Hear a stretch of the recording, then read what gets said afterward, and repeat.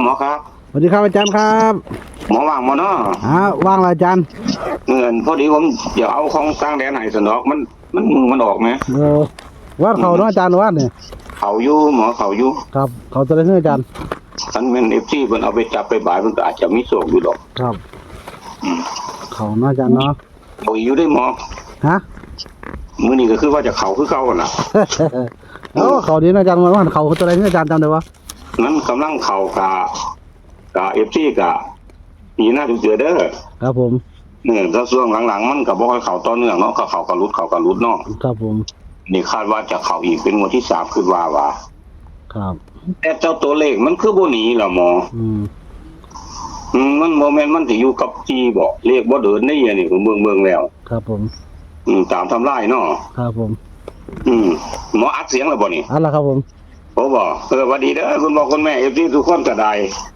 อันผมจะเอาแนวทางของวันที่18ให้เด้อครับผมคาดว่าจะเข้าเด้อเนี่ยช่วงนี้มันเลขกำลังเดินเข้ามาแต่ว่าเลขยังอยู่ตัวเดิมๆอยู่เอาไปโลดเนาะหมอเนาะครับผมในวันที่18วันพุธวิ่งเป็นเลขอะไรน้อง4กับ5หมอ4 5แล้วเนาะ4กับ5จับคู่ครับ24 04 34 84 60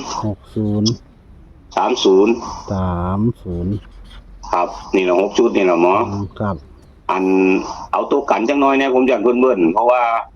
ซีผมแห้งอ่ะนะในเลขคือเน้นซีเด้อหมอเด้อเอาวงกลมซีเพิ่นเนี่ยครับให้ว่าน้ำหนักซีเพราะว่าซีมันส้นกันหลายสูตรเนี่ยอยากเบิ่นเอาเป็นซีไว้เป็นตัวกันเนี่ยหมอครับผมซีเป็นตัวกันแล้วบัดนี้หาลังเทือเพราะว่าเลขวิ่งหามากผมบ่ได้จับหาผมทีมหาโพดย่านหาลังเทือหามากก็เอาเป็น85หมอ85เลื่อนจาก84เป็น85แต่หาลังเทือที่เพิ่นมาขาก็เอาหามาแทนซีเบิดเลยเพราะว่าผมจับซีหลายหน้าตามทำลายนี่ผมให้ไปนอกครับผม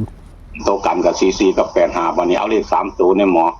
3ตัวก็เป็นเลขตัวเดิมๆนั่นแหละเอาออกมาจากเลข2ตัวนั่นแหละมี204ตัวนึงหมอ204 204ตัวนึงแล้วก็อีกตัวนึงก็กลับข้างคือเอา0มาเป็นหลักร้อยเป็น024วันนี้ตัวที่3นี่ผม42ผม6มาแทนเป็น460หมอ460แนวคืนน้ำเดี๋ยวนี้คืนน้ำตั้งแต่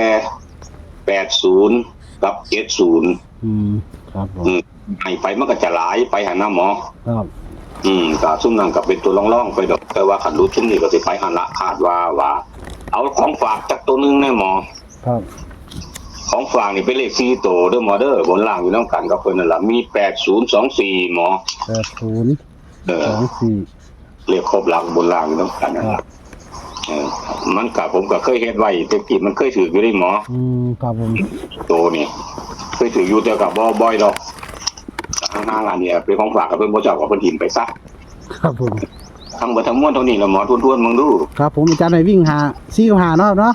ครับวิ่ง4กับ5เน้นที่4นะครับจับให้24 04 34ครับ84 60 30ครับตัวกัน4485นะอาจารย์เนาะจับ3ตัวให้204 024 460เลข4ตัว8024นะอาจารย์เนาะถูกต้องครับอันเน้นโต24กับ04เด้อหมอเด้อสัน FC คือพ่อคุณแม่เพิ่นเข้ามาเมืองโอ้ยเงินบ่หลายเว้ยเอา2ตัวนี่เลยเด้อครับเด้อแต่ว่ากลับไปแน่จังน้อยๆ24ครับยังไงอาจารย์24กับ04เนาะโปรโมที่สุดก็คือ24ล่ะหมอแรกข้อมูลอาจารย์ครับแห้งโปรโมในสูตรมันเป็นจังนั้นแต่ว่าเลขก็จริงๆก็บ่อยากเดินไปได้ดอกในของไทยเฮาน่ะก็แทบบ่เดินเลยครับผมสามดูนิ่งๆตามทำลายมันว่าแต่ว่าหมอไปแล้วได้เนาะไทยเอามั้ยบ่ทันได้นะอาจารย์ผมบ่ทันได้ให้ไปเฮ็ดไว้แล้วบ่ทันได้ไปคันหมอสิเอาก็เอาอันโทรมาเอาโลดเด้อครับผมครับต้องเทื่อ FC เพิ่นอยากจับอยากบายลอตเตอรี่อันเลขท้ายเลขเอ้ยอย่างหมู่นั้นนะครับผม